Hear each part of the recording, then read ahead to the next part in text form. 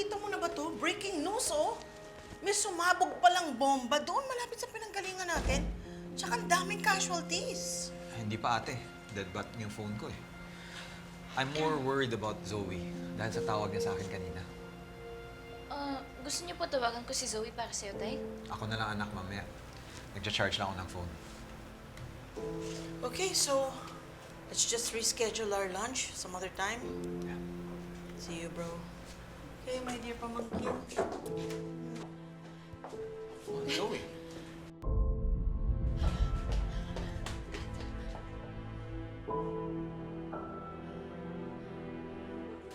Buti hindi ka nadamay doon sa pagsabog.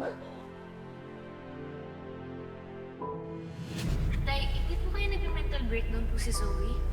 Baka nga po mas mabuti kung siya na lang po muna yung samahan niyo. Ay, nako, Annalyn. She's just being a brat. Nasanay kasi si Zoe na lahat ng gusto niya nasusunod. Ay, hindi naman pwede yun. Hindi lang siya demanding, napaka-possessive pa. Halika na nga. Let's go, let's go. I'm worried about her. Parang may something sa boses niya eh. Wait a minute, Zoe. Nagtataka lang ako. Bakit mo naman sasabihin na mabuti hindi nadamay ang daddy mo sa pagsabog?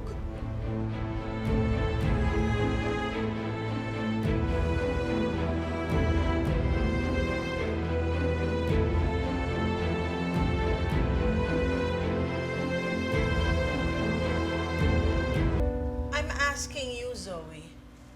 Bakit mo naman sasabihin na mabuti hindi nadamay ang daddy mo sa pagsabog? Bakit? Napanood ko sa news na malapit yung pagsabog dito. So, syempre, magiging concerned ako. Wait. Don't tell me iniisip mo na may kinalaman ako dun. Ano ako, terorista? Well, sabihin na lang natin na nag-iiba na ang profile ng mga demonyo ngayon. At since close ka kay Chantal, close ka kay Morgana, at anak ka ni Moira, syempre nasa dugo mong pagiging demonyo. Ate, please. Tama na. Tita, tingin ko po wala namang ibang ibig sabihin yung pag-aalala ni Zoe.